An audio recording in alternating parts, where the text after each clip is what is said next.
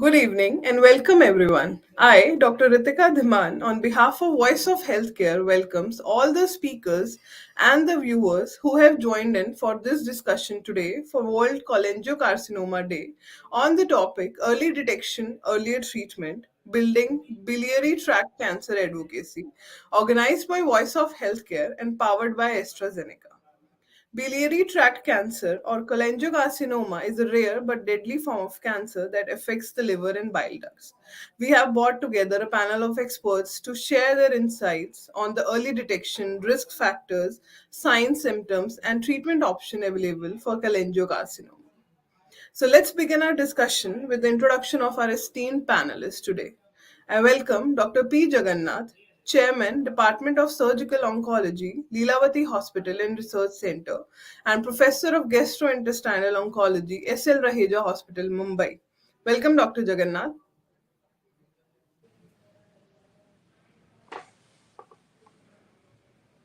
Dr. Nagaraj Palankar, Consultant Surgical Gastroenterology, Manipal Hospital, Old Airport Road. Welcome, Dr. Palankar. Dr. Ankur Bahl, Senior Director, Medical Oncology, Fortis Memorial Research Institute, Gurugram. I think he will join us in a bit. Dr. B.S. Ravindra, Director, Department of Gastroenterology and Hepatology, Fortis Hospital, Bangalore. Welcome, Dr. Ravindra. Yeah, well, thank you. Colonel Ajai Tomar, CEO, Indian Cancer Society. Welcome, Colonel Tomar. Thank you. Good evening. So, to begin with our session, my first question today is for Dr. Jagannath. So, what is the current incidence of biliary tract cancer in India as compared to the Western countries?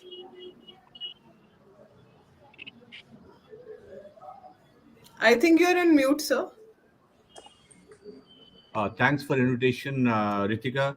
The viewers must know that the Cholangiocarcinoma Foundation is a worldwide one of the largest NGO come medical foundation. It's a great mix of doctors as well as the lay public and the advocacy groups. And I've been very fortunate to know a lot of good friends in Cholangiocarcinoma Foundation. Now, what I want to tell you is that cholangiocarcinoma, with the foundation is actually involved, and the biliary tract cancers are two different things. Biliary tract cancers are a large group. Cholangiocarcinoma is just one part of the biliary cancers. So now I'm glad that you said biliary tract cancers because in our country, I think one of the commonest things which we see are the gallbladder cancers. If I can just show you the incidence patterns in gallbladder cancer.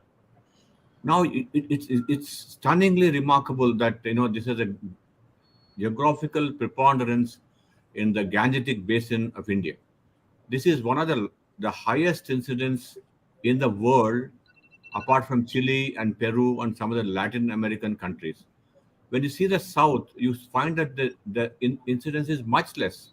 In fact, north, I'm sure anyone who's based in Gurugram, Delhi, will have about 8 times more incidence than the southern part of India.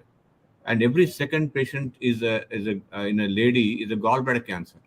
Whereas in south, you can hardly see the gallbladder cancer. So this is a very important difference which we have to uh, understand and not only explore. And also we have some very good information in etiopathogenesis, particularly in the Gangetic Basin on the heavy metal contamination and the gallbladder cancer. And I can state today that gallbladder cancer in this area is actually a preventable disease. It's a preventable disease, and we can do a lot to reduce the mortality, which is very high for gallbladder cancer, at least in the areas of high incidence. So, you have given a very good insight of the difference between this biliary tract cancer in northern region and southern regions of India. So what is the main reason for that? That you just said that it is 8 times higher in the northern region. So, apart from the heavy metal that you said in the Ganges belt. what other are the reasons you can think of? Other reasons, such a vast difference in the incidence of these cancers? See, there has been a lot of studies. In fact, I think last 3 decades, as part of the International Hepatopancreatic Association, I was the president. We were involved in studying this unique kind of a geographical difference in the same country. There are some differences. The gallstone incidence in the north is very high, and that gallstone disease is very less in the southern part of India. It's also a diet based, in the sense that there is if you see the southern part of India is largely a rice based diet. We are not postulating anything very specific, but one thing is certain, that the gallstone disease is predominant in the north. The gallstones produce irritation in the gallbladder area, and added to that is a heavy metal contamination in the because of the pesticides, the pollution of the Ganges. If you see very carefully in this, you see the downstream locations like beyond Kanpur, going on to the West Bengal, on to even Bangladesh.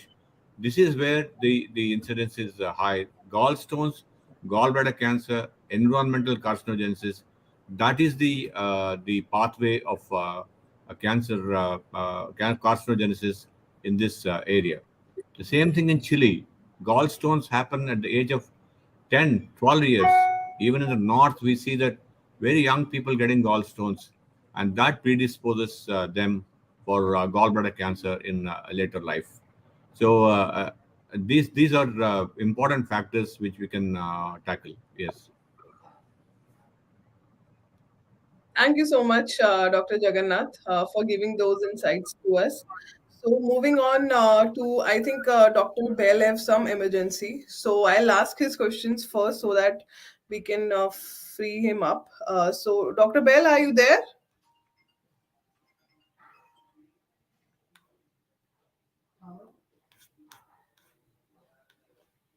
Dr. Bell? Dr. Ankur? Can you hear us? Yes. I am there. Please proceed. Okay, sir. So I'll Yes, ask I can hear you. questions to you first because you said you have some emergency. So, moving on to you, sir, what are the early warning signs and symptoms of biliary tract cancer?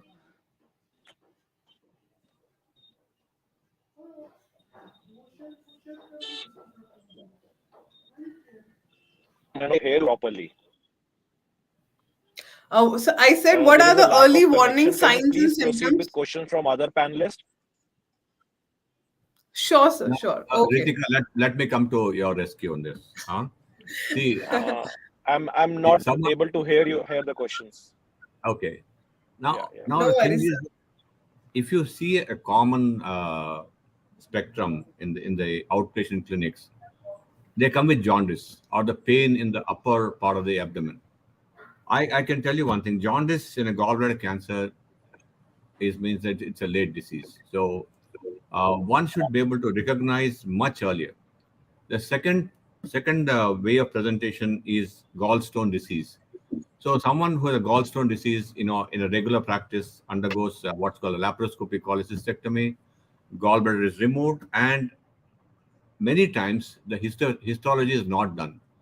It's very important to do histology of the gallbladder, because somewhere in the entire inflammatory process there is a cancer, and if that is not taken care for the future, after 6 months to 1 year, they come back with liver disease or nodal disease. So I think a gallstone disease has to be viewed with suspicion in the areas which have high incidence. And the second thing is that the gallbladders which are removed have to be, if not pathologically, definitely pathologically, at least the surgeon should open the gallbladder, see if there's any tumor inside, because that makes a big difference for the patient. So these are small things. Pain in the abdomen, upper right quadrant, and also jaundice are the commonest things. Otherwise, non-specific things like little loss of appetite, loss of weight. These are all the things which can happen in these patients. That's how they present. Right. You have rightly mentioned that there are some warning signs that our body gives to us. So, yes. So, moving on to these, I would like to ask Dr. Palankar, what are the current screening options available for biliary tract cancer and how effective are they? Thanks, Ritika. So the viewer should know what is a screening, program or a screening test. So when it comes to screening, a cancer, a screening test is a test which is done. It's done when the patient is asymptomatic. So when the patient has symptoms and he comes to the hospital, then it doesn't, by definition become a screening test. Then it becomes a evaluation for the disease, or the symptom for which the patient presents. So a screening test is usually, is applied to the population, who are usually asymptomatic. And the purpose of a screening test is to pick up a disease at a very early stage, and when preferably when patients are asymptomatic. So when we design a screening test, there are two factors. One is disease related, and second one is test related. So for a screening test to be effective, the disease should be very common. Like suppose a screening test in say in Tamil Nadu where the say biliary tract cancer or gallbladder cancer is uncommon, it is likely to be ineffective, unproductive. Whereas the same test which is applied in a endogastric plane is likely to pick up disease and more likely to be useful. So that is one. So the disease should be common. The test should be preferably non-invasive. So if you have a test which is painful or invasive, then even if you have a very effective test, the compliance or patients coming for screening test is likely to be low. And the test equally important is the test should be accurate. So for example, whenever we do a test, there are both false positives as well as false negatives. Both creates its own problem. Like if there is a false positive test, then it leads to unnecessary downstream investigations, anxiety among patients, and sometimes even invasive treatment options.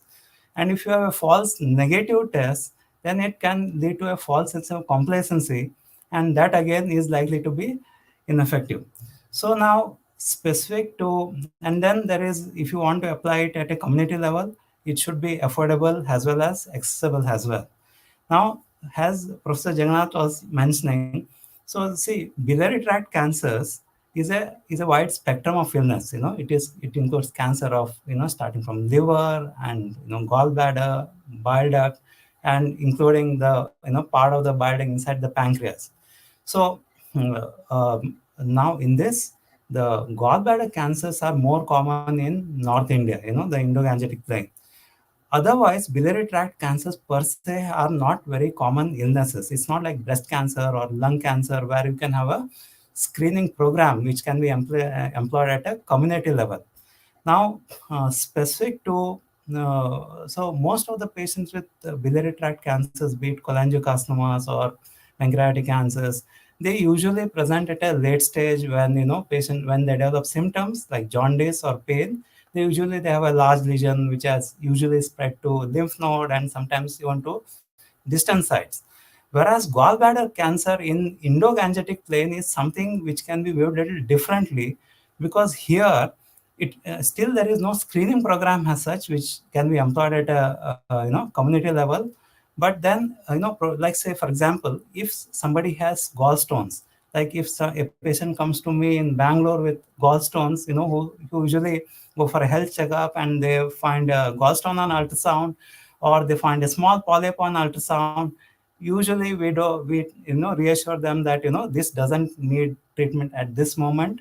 As and when you develop symptoms, or in case of polyp, if it shows a demonstrable increase in size, then we offer them a gallbladder removal operation. Now this can be tweaked in the geographical locations where the gallbladder cancer incidence is very high. So more so because as and when they become symptomatic, or if they develop a tumor and they become symptomatic, usually they present at a very advanced stage, and and then you are not in a position to offer treatment, and the prognosis is grim. So just to summarize, for biliary tract cancers, right now there is no screening test which fulfills the criteria which I have mentioned. But when it comes to endogangetic plane, patient with gallstones, especially with, family history of cancer, should be strongly considered for early cholecystectomy. And even for biliary tract cancer, though right now there is no screening program, the future may be much brighter, because now there are advances like liquid biopsies, wherein the tumors shed either DNA or cells in the blood, and they can be detected at a much earlier stage before the patients develop symptoms. Right. So I got 2 points from this, which you have just summarized, that we don't have actually a very good test which has both good specificity and sensitivity for biliary tract cancer. And second is that in regions like the Gangetic regions that you have mentioned, we should proactively seek good history from the patient, so that depending on the on those, we can recommend them that you can get this test done, or the definitive biopsy that is to be done for the cancer to be detected. So that were the 2 points that I got from it. I hope See, those if were I, the right ones. see, Nagraj is very right. What we would say is that high index of suspicion in a high risk population. Screening is not an answer for a country of this size with relatively rare disease, but high index of suspicion in a high risk population, that is that is the recommendation. Rightly said, Dr. Jagannath. Very rightly said. So, moving on to Dr. Ravindra. So, what are the treatment options for biliary tract cancer available right now, and how they differ based on the stage and location of cancer? Yeah, Ritika, basically, I think the viewers have to be made very clear, because for general public, I think it is very difficult what is biliary tract cancer. I think we will have to make it very clear. One, we have a gallbladder, and second is a liver tube. And the liver tube enters into the intestine, we call it as ampulla. I think I will restrict this to these three areas basically. Means gallbladder, bile tube, we call it as the liver tube, and then the where it enters into the intestine, that is known as ampulla. I think these are the three things what the general public have to be made aware. First, coming to the gallbladder, for the lay public, how we stage the disease is, if there is a tumor in the disease in the organ, means say in the gallbladder, probably that is stage 1. And when it moves away from that, means you develop some lymph nodes around, we call it as probably stage 2. And then if it spreads to the liver, it is stage 3. And if it goes to another organs, that is stage 4 disease. I think this is how the different stages are done. For general public's awareness, this is how we stage the gallbladder disease. To once again reiterate, in the gallbladder only, that is for stage 1. It goes surrounding to the gallbladder, some lymph nodes we call it as, that is stage 2. Goes to the liver, stage 3, and different organs, it is stage 4. Roughly, this is what the general public have to understand. Similar way for the bile tube also. Bile tube, we have the from liver to the intestine which connects, that is the liver tube. Same, inside the only the tube, it is stage 1. Surrounding it, the lymph nodes, it is stage 2. Probably liver, then it is stage 3, and then different organs is stage 4. Same applies to the tube which enters into the intestine. We call it as ampulla. In all of these three things, I think the ampullary region tumors, means the bile tube which enters into the duodenum or the small intestine, that is one of the best cancers, and that is treated very well. I think that is what the people have to be made aware. Means ampullary cancers means which enters into the where the ampulla enters, the bile tube enters into the intestine, that they are the best cancers out of all the three. That's what we have to be made aware. This is the point number 3 I wanted to tell to the people. Means first I have covered the different stages, and then what is the prognosis based on that. And always the rule is the surgery is the king. Means surgery is the best treatment, because that is the best way to treat the disease, because you are completely curing the disease. Means if somebody undergoes surgery, that means that is the only cure. Any other modality is not a cure. I think this is one thing people have to be made aware. If it is a gallbladder tumor, only as I told you, stage 1. Stage 1 means within the gallbladder, early detection, just like when you do a gallbladder operation, that itself may be cured. But sometimes if it is little early on the pathological this thing, then the part of the liver also will be resected. That is the operation what they do for gallbladder. Means stage 1, remove the gallbladder.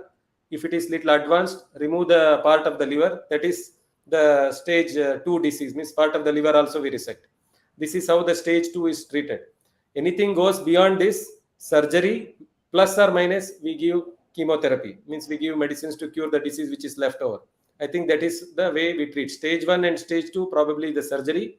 Stage 3 and stage 4. Stage 4, definitely we will go only for the chemotherapy. Stage 3, still surgery plus chemotherapy. I think something of this nature is how the gallbladder is treated. And then coming to the treatment regarding the bile tube, the same rule applies. In the bile tube, this is little more complicated because it is connected higher up to the liver, lower down to the pancreas. That's why the treatment is little more complicated compared to the gallbladder. The bile stage 1 disease, you just operate, that is sufficient. And then if it is a stage 2 disease, you still need an operation. And then based on the histopathology, we may give chemotherapy for them.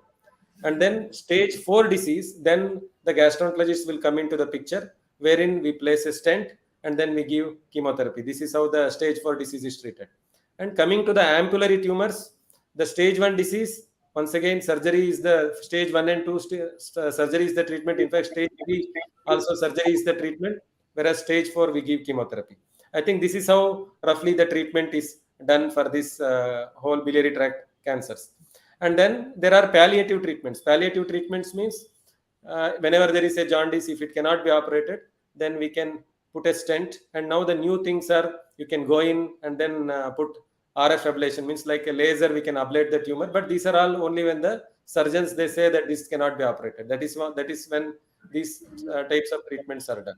I think roughly this is the way the general public have to be made aware that this is surgery is the only cure, and then chemotherapy will only increase the lifespan, but it doesn't cure the problem. I like that statement. Surgery is the king, Yes. And let me tell you that surgery is the best option as far as the any kind of a control of disease is concerned. Thank you, Ravindra, because we should always strive whether the patient can be operated upon.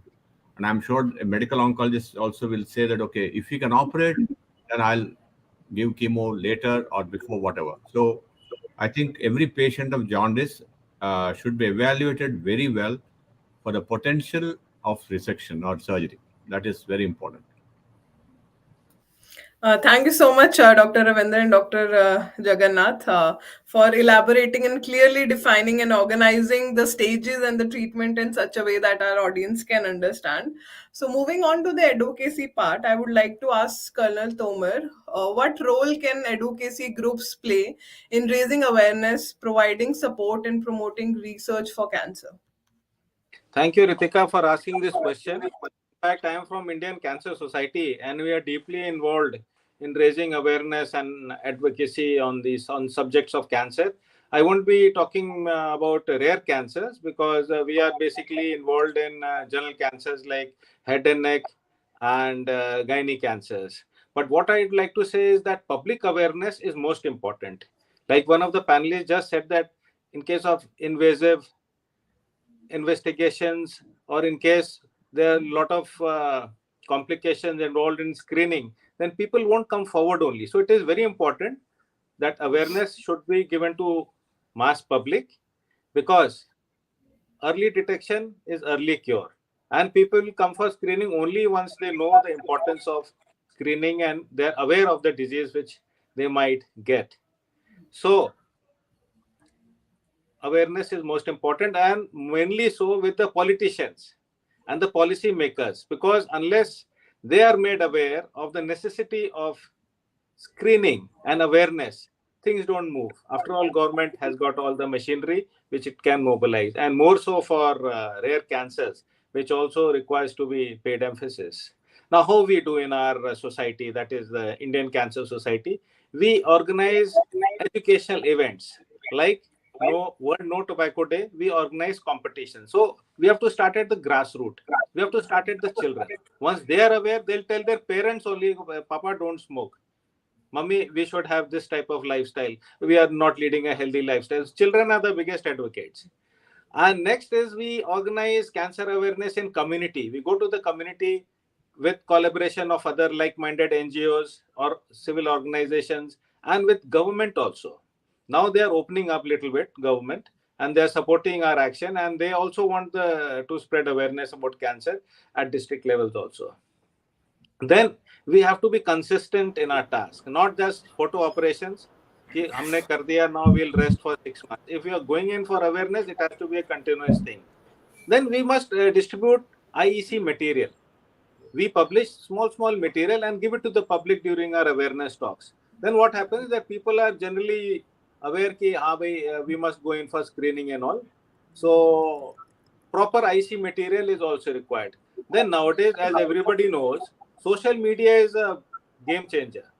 So we have to have consistent and repetitive type of campaigns about cancer awareness on social media, which we are doing as Indian Cancer Society. Then we must also tap the radio talks and the webinars. Webinars like we are having now. During the COVID time, we had so many webinars. It should continue, like on Facebook and on other social media channels. So many people, they get access to it. Then when we organize fundraisers, as NGOs, we have to sustain ourselves through fundraisers and all. So we must have a theme related to cancer awareness, which we do. Then as far as research is concerned, which is again a very sorry state of I'm not a doctor, but other doctors will bear me out. I've been listening from doctors. Our research is basically based on the data available in the West. That is very much different. Like I was amazed to know, even I didn't know that endogangetic plains, they have got much higher rate of gallbladder and biliary type of cancers, which I never knew. And South, it is not so. I'd like to ask the panelists later on, if they have time, they can answer why this is so in northern part of India. So this was about cancer awareness. Now support to patients.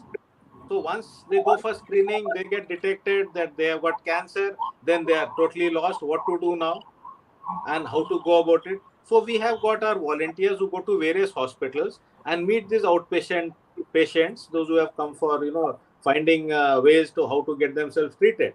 So we tell them, we have got resource directory, at least of Delhi we have, in other branches also we have, where to go, how to get financial assistance, and otherwise people are just lost, especially from the rural areas. Once they come, they don't even know which gate to go. Aadhaar card kya dikhana hai, kya karna hai. So we help them that way.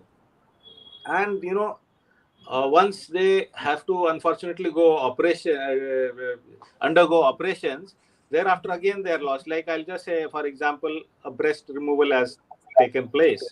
Now loss of body part. So we have got a unit known as Prashanti unit in Delhi. So we have patient groups meetings over there, chai pe charcha type, and we also provide them body parts like prostheses, bras, other type of prostheses, wigs. So that is how we can help patients when they have undergone an operation.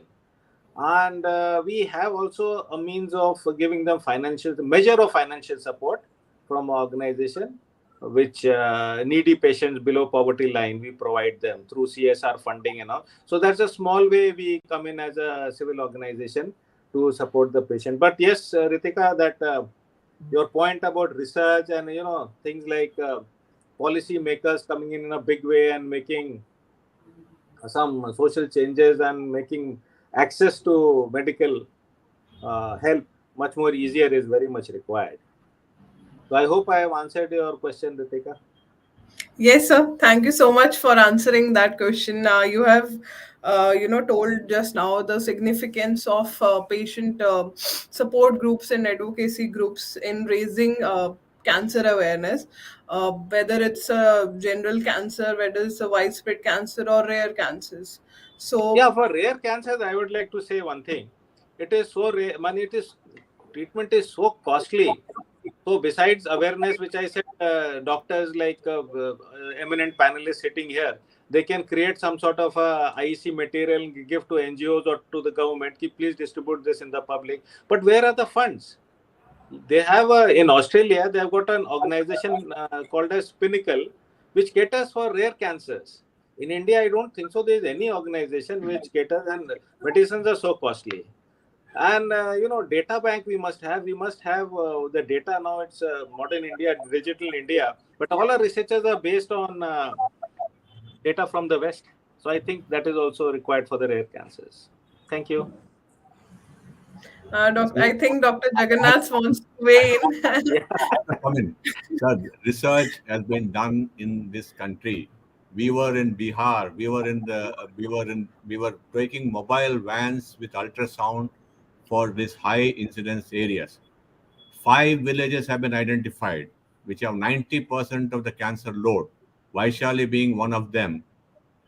What you as an advocacy unit or advocacy ICS, I know Anita Borges, everybody from right from Yes, Dr. yes. Okay, okay, sir. I am as Dr. Jasawala's register. Oh, wow. You have to insist.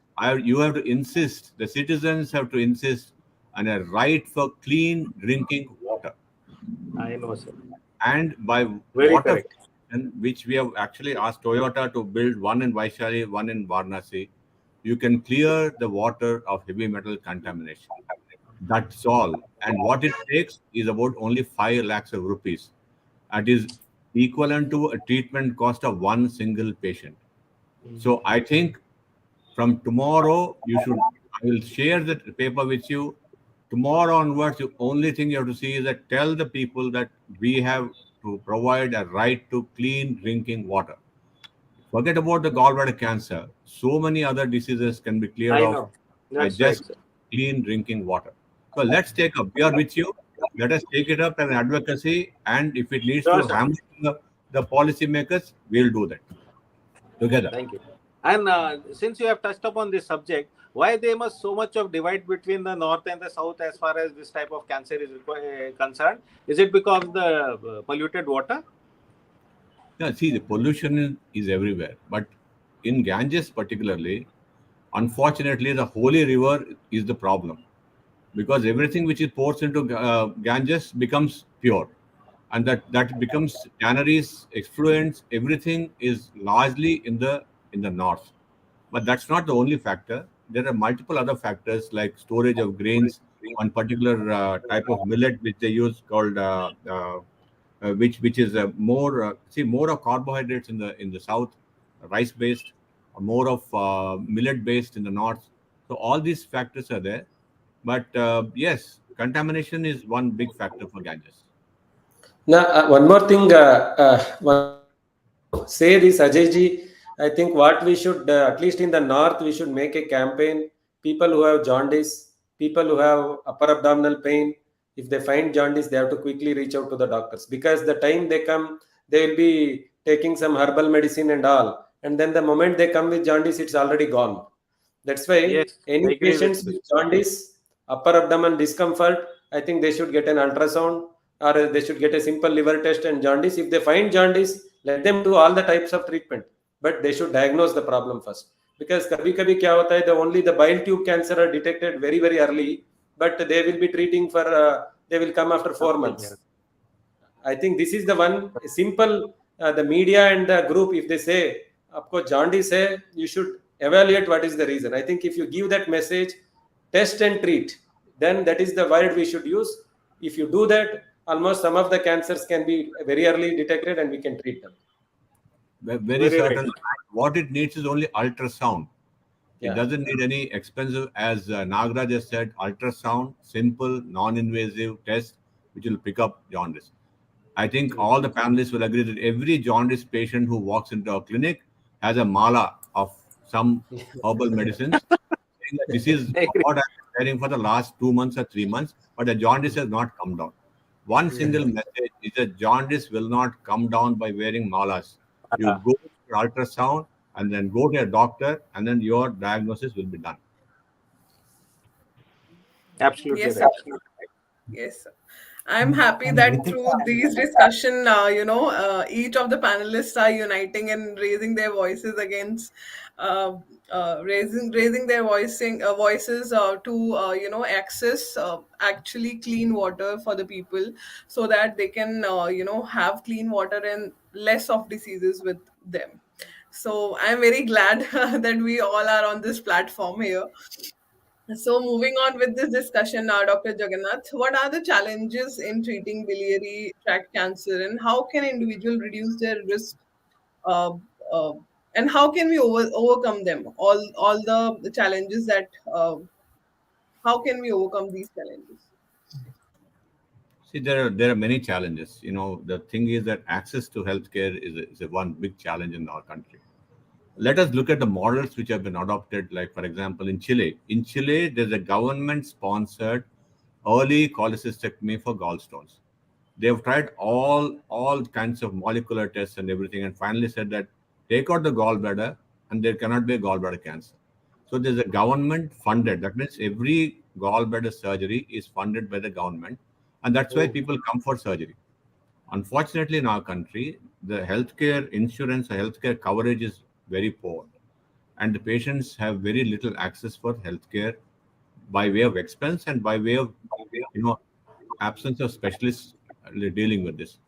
This is a big challenge. So what then is the solution for it? For us is prevention, and as all the panelists have said, that we have to look after our health. If there are symptoms and still you neglect, then there's no one else can be blamed. So if there are symptoms like what Ravindra said about pain, about weight loss, about little jaundice, that's a time when you have to seek medical care. There is no way that otherwise the doctors can be of help. They have to seek medical care. So it's an active participation by the people for their own health. And I think we have to move from illness to wellness and ensure that any symptom you do not neglect and seek. And I think, the Indian Cancer Society has been trying a lot for public awareness, but people have to respond to it and then ensure. One very important message which we want to convey is that by hiding and by being scared about the word cancer, you are not helping anyone. That is the first important. If detected early, it can be cured. I have people who are 20, 25 years post Whipple's procedure for ampullary tumors, which Ravindra was mentioning. But that is the one bold capital is if detected early. So, Early. and onus of detection very much depends on the patient coming to us.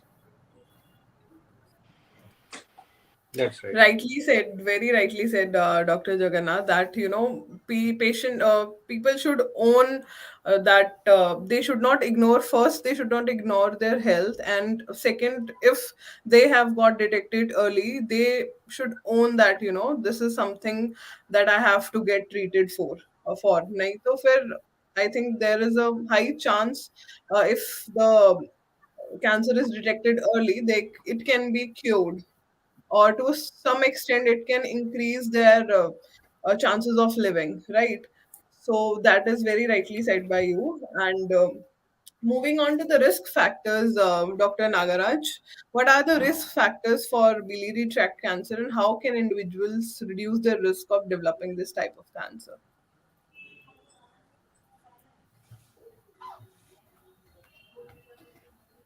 Dr. Nagaraj, can you hear me? Am I audible, Ritika? Yes, you are audible. Yes, you are audible. Okay. Okay. So I think you asked question on prevention, isn't it? I ask a question on the risk factors that are there for biliary tract cancer, and how individuals can reduce their risk of developing this type of cancer. Okay. So see again, biliary tract cancer is a spectrum. Okay, it has again gallbladder and bile duct and pancreas. See, like for example, cervical cancer of cervix. We know that it is a virus, which predisposes to cancer cervix. So if you have a vaccine against it, or there is a screening program which is cheap and like uncomplicated, you can target general population, with both prevention as well as screening, programs. Unfortunately, for biliary tract cancers, the be it risk factors or the the etiology or risk factors, they are not very specific. Like say in yes, one for gallbladder cancer, gallstone is one of the risk factors for gallbladder cancers. But not every patient with gallbladder cancer will have a gallstone. Okay, that is one. And two, when it comes to cancer of pancreas and biliary tract, liver, it is apart from age, see, age is an important risk factor for every cancer. Like as you grow older, the chances of one developing cancer increases. Now, apart from that, the risk factors for these cancers are the usual risk factor for all cancers. Like, say, for example, smoking, alcohol consumption, and obesity. These lifestyle related disorders, they increase risk in different different organ sites. Like if one is obese, it increases the risk of breast cancer, it increases the risk of uterine cancer, it increases the risk of biliary tract cancers as well.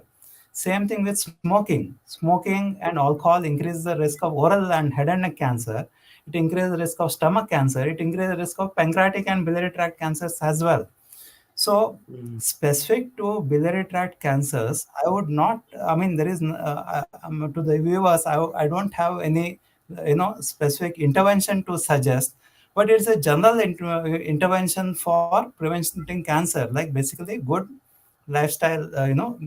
Basically, things like avoidance of alcohol, smoking, and diets which are rich in which is less processed, which is which more natural food has, which has antioxidants like fruits and vegetables.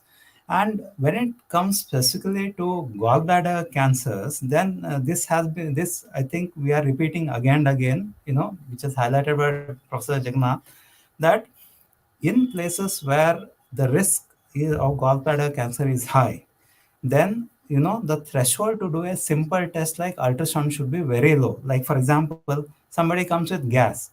So in sitting in Bangalore, I would say that okay, I mean, if there is no other red signs, you would just reassure the patient. But if a patient comes from, say, a resident of Allahabad comes to Bangalore, our strategy is different.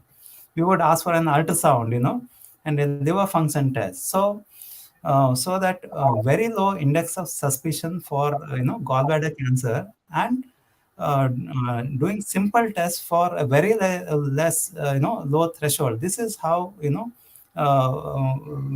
try to tackle this problem of gallbladder cancer. So specific to this condition, I would say that generally the lifestyle which is considered healthy, which is advocated for basically preventing all other cancers, applies to biliary tract cancers as well. Thank you so much, Dr. Palankar, for answering that question. That all the cancers have a similar set of associated risk factors, which are same for each and every cancer. That is obesity, smoking, alcohol. So moving on ahead, I would like to ask Dr. Jagannath, sir, what is the importance of a multidisciplinary approach to treating biliary tract cancer, and how can different specialists work together to provide the best possible care? No, I think one single statement is that cancer has to be treated by a multidisciplinary team, right? So for almost all the cancers, all the people have to sit together and formulate the best possible evidence-based the guideline-based treatment. And even for biliary cancers, it's the same thing, except that in biliary cancers, the investigations maybe more, and then they have to be interpreted. So you need a good radiologist, you get an intervention radiologist, a gastroenterologist, a medical oncologist. So it's a larger team, but the patient is best served by having a multidisciplinary team. Can it happen in one single institute? Maybe difficult, but you can always have a panel of 3 or 4 people, like how we are talking from different corners of India. You can have 3 or 4 people to discuss some cases, so it's not a problem. So, but I would strongly recommend that we should have a multidisciplinary teams, particularly for these little complex procedures. So it's very important to have all of us together and working on the same page. Unfortunately, what happens is that treatment gets started by the first specialist you go to. If you go to a gastroenterologist, he'll put a metal stent. So then the surgeon will then say it is going to be difficult for me to operate with a metal stent. So this this cycle should be avoided, because in the best interest of patient, we should not do procedures which will then make treatment difficult for the future. That's right. So, sir, as you said that if the patient goes to gastroenterologist first, they will put a metal stent. Are there any protocols to that treatment for these type of cancer that first, if they have a patient like that, they can suggest to go to the specialist for this or something? I Yes, think, Doctor Ravi. Ritika, I think I would like to stay a little different here, because that was the era when the surgery results were poor. But I think we have great surgeons like Jagannath everywhere now. That's why the thing is nowadays gastroenterologists, they don't put a stent, because now the cutoff to put a stent has become very standard. Either patient is very poorly nutritionally built, or the patient has got a very poor nutritional status. But otherwise, because all these things were, because when the Whipple surgery mortality, because the surgery is a complex surgery, every surgeon cannot do. I think specialized surgeons are only the one they can do a good results, because you take them for surgery and then the patient dies, rather than you put a stent and then leave them for another 2 years. I think that is the thing. I think because this is a surgery which needs a very good specialized techniques, and then that is very very important, because it's not like a simple gallbladder surgery what they do. Because if it's a gallbladder surgery, they have to remove the liver. If they don't remove the liver, part of the liver, and just do the gallbladder surgery, it is not going to work for them. Similarly, because this specific set of skills has to be there, then that skill was lacking 10 years before. That was the problem. But I think now every place has got a good skills now. I think now the things have become more standardized, and then I think the stent putting has become only in these indications. No, thank you, Ravindra. I have to take some credit in this, so that when last 10 I think it was around 2002 we started the Indian chapter of the International Hepatopancreatic Association. And as you rightly said, there are hardly 2 or 3 centers which are doing these complex surgeries. And from that, now I think we have almost some 50 centers. The HPB surgery has grown. The skills have been transferred, and then they have been developed by most of the people who worked with us. Now I can say with confidence that we can do some safe surgeries. So that's absolutely given. So yes, I think that has made a big difference. I certainly, Ravindra, I would agree with you that the HPB surgical skills. I always tell my cardiac surgeons that what you guys are doing is, not even 1/3 as complex as what we are doing. So HPB surgical skill sets are available. They are very good people across the country, and I think they should be involved in the patient care as early as before any treatment modalities are decided. After the investigations, then involve a surgeon, involve a gastroenterologist, working together, and then the patient benefits max. Thank you so much, Yeah, Dr. one of Jagannath the and things Dr. I would like Ramesh. to highlight. Yeah. Yeah, yeah,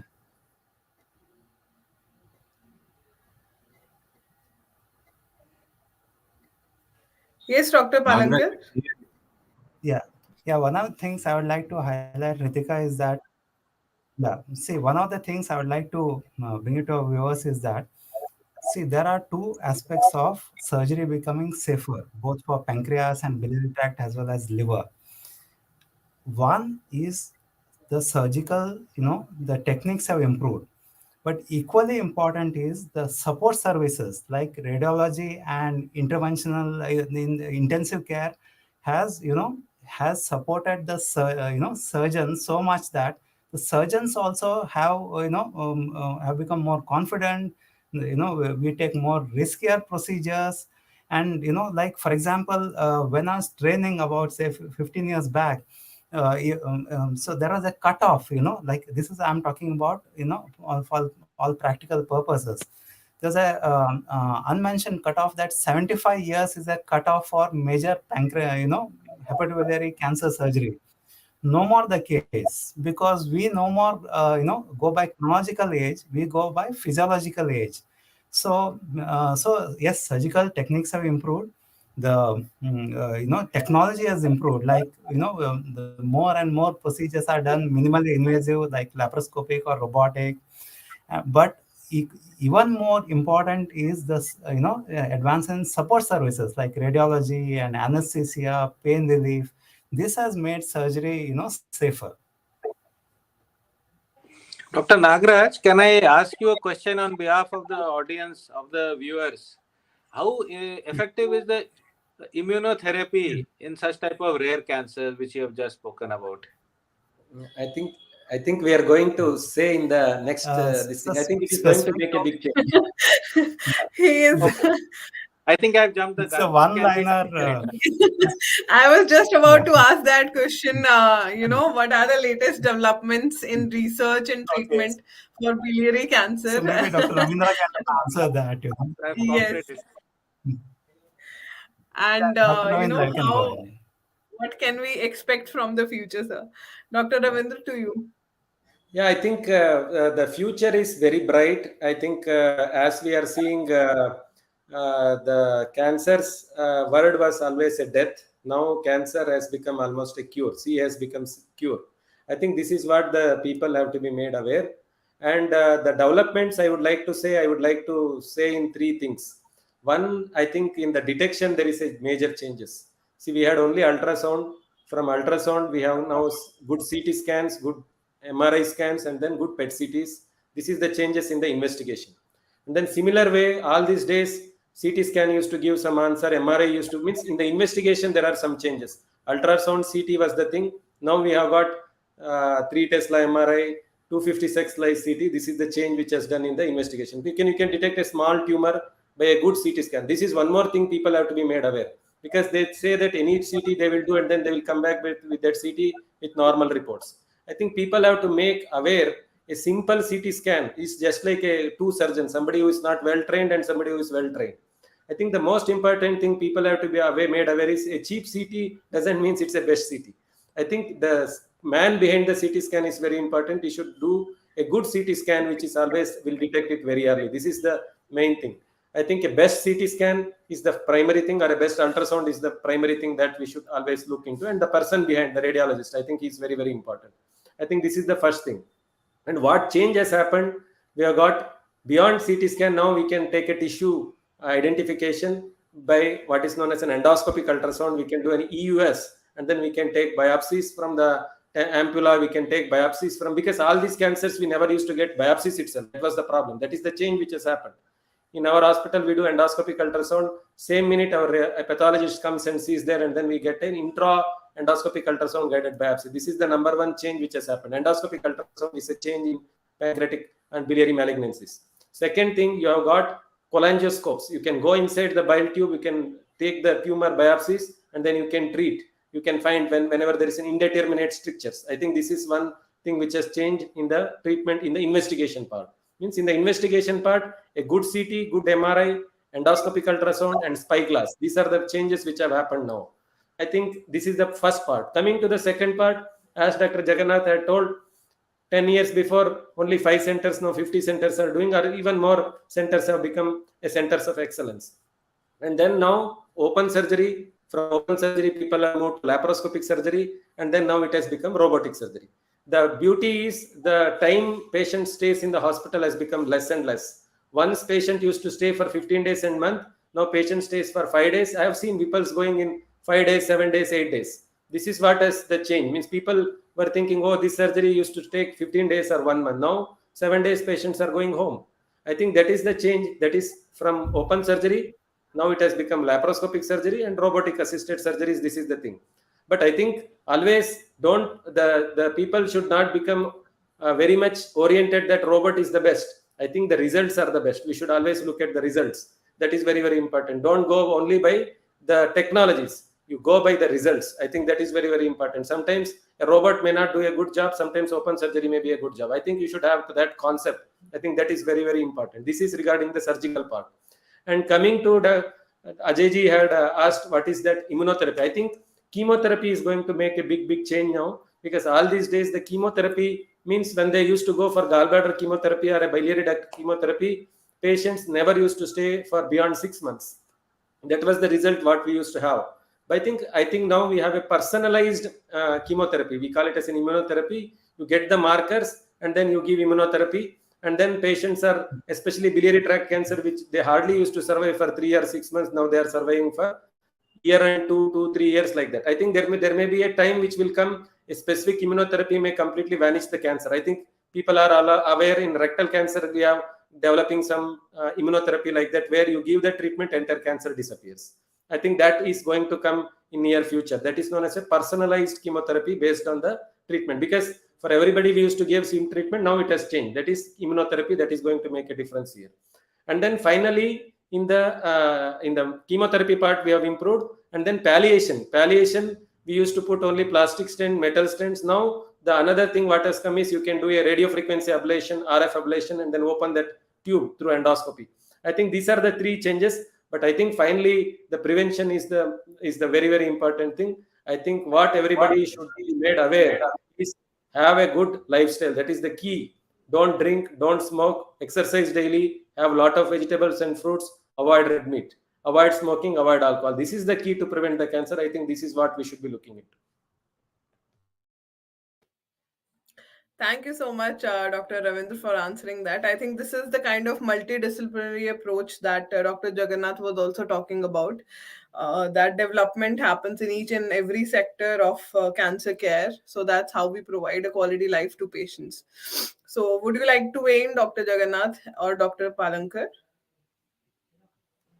No, I think all the panelists are more or less of the uniform opinion that yes, healthy lifestyle. I think that goes without. That is very important, and also most difficult in this era. So that is number one. The second thing is, do not neglect symptoms. In fact, the 7 warning signals with the Indian Cancer Society and all the advocacy groups talk about have to be taken seriously, and then seek medical attention early.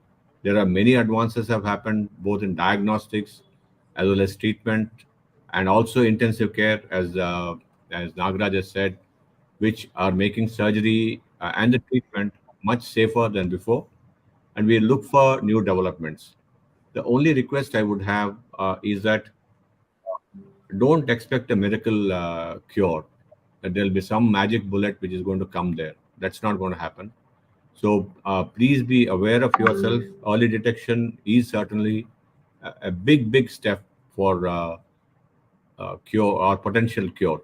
Still, that is the message we'd like all to give, and support the advocacy groups, because they do a lot of work, and then they need to be supported because they are doing the difficult task of public awareness, whereas we do the easier task of treating patients, and they do the difficult task of convincing the public to for a better lifestyle, early diagnosis, etc. So yeah, we all are to work together, and that media, including media, to give the right messages and make sure that we have less mortality from biliary tract cancers.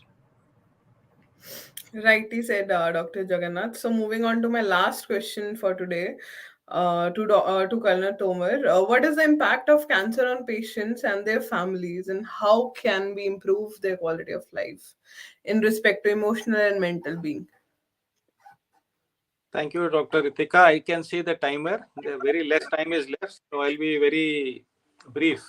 Cancer affects not only the patient, but it affects the entire family, their friends, relatives. It affects everybody. Anybody who knows you, it affects them. And unfortunately, the reaction is different from different type of families. Sometimes they'll be supportive, and I've seen some rural areas, not that I'm discriminating rural versus urban, but I've seen many people, they say, yaar, ab chodo ho gaya, we can get another wife, or we can get another. So approach is very much different. So that is where we step in as a Indian Cancer Society, as a civil organization. We step in and show empathy towards them. And like I said earlier also, we have got a lot of volunteers in 13 hospitals in Delhi only. I'm talking about the rest of the country also, wherever our branches are there. They go there and they provide emotional support. So the families the patient, everybody is destroyed. Firstly, there is sense of denial. Then there is feeling of anger, and more often than not, they go into a depression. Doctors won't have so much time to interact with patients on these mundane issues. They are the treating people. But the best thing is we never tell anything about their treatment. Best news, we leave it up to the doctor to do the treatment, and to even the break the bad news. It's all up to them. We only go and listen to their problem and try to solve whatever we can. So it is a very difficult phase. And like Dr. Jagannath had said, that prevention is better than cure. And we also believe detection of cancer should be by choice and not by chance. So lead a healthy life, and just hope that this dreaded disease doesn't touch you. By all the preventive measures which have been told today and all the symptoms, take care of yourself. That is what we tell them. That's all. Thank you. Thank you so much, Kalna Tomar, for giving those insights to us. I think, sorry, we all agree on the same page that early detection is the key. So, is there someone who wants to say a one-liner message again to conclude the session? I think health is wealth. Health, if you don't believe it, then you can just look around and then you'll realize that the best thing which you can have is good health. And that is, you have to create good health. It doesn't happen automatically. And we'll all be of help, but it is you who will have to create or have the wealth of health. Dr. Ravindra, over to you, sir. Yeah, I think Dr. Jagannath has told you have loads of money, you will not if you don't have health, you are finished. I think that's the key message. I think the way you cannot buy health, you can only cultivate health.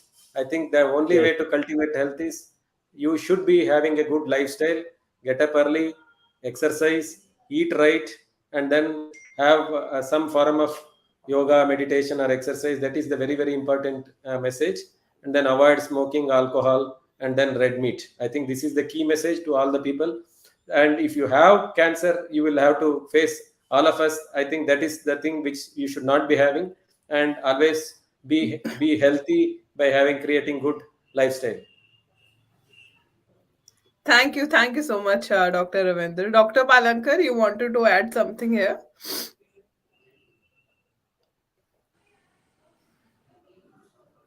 So one message I would like to give it to the viewers is that just remember that not all jaundice is because of waterborne illnesses. Okay, if there is jaundice, then one has to think in terms of cancers as well. So delaying, consulting a doctor, or trying all the herbal medications, this one should be very careful. So my one message, this platform, I would, so do not ignore jaundice and don't assume that all jaundice is because of some waterborne illness. I think the message is jaundice, test and treat. You do medicines whatever you like, but please know why you have got jaundice. Because in India, everybody is happy to practice every system of medicine. We also respect every system of medicine. We should respect. In fact, it is our medicine. I think, but only issue is jaundice can be cancer. Jaundice can be hepatitis A also. That's why always test and treat. I think that is the key. Get an ultrasound, get a liver function test, and then you do whatever the treatment which is good. Right. Colonel Tomar, you want to add something?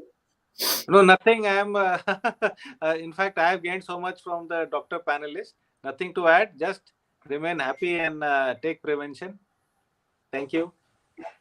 And one last message, the very last message. I know I butted in many times, but No, sir, it's absolutely fine. Everybody has to listen carefully across all the people. When you defeat fear, you defeat cancer. And that is very important. When you defeat the fear of being diagnosed as cancer and neglect it, that's one problem. When you have fear of treatment, that's the second problem. So when you can defeat fear, then you'll defeat cancer. That's right. Very nicely said. Absolutely, sir. Absolutely. So, with this, I conclude this discussion today. So, today's panel discussion has provided a valuable opportunity to learn about signs, symptoms, myths, truths, and various treatment options available for biliary tract cancers. So, I would like to thank our panelists for their contributions and our audience for joining us today. Thank you so much. Thank you. Thank you.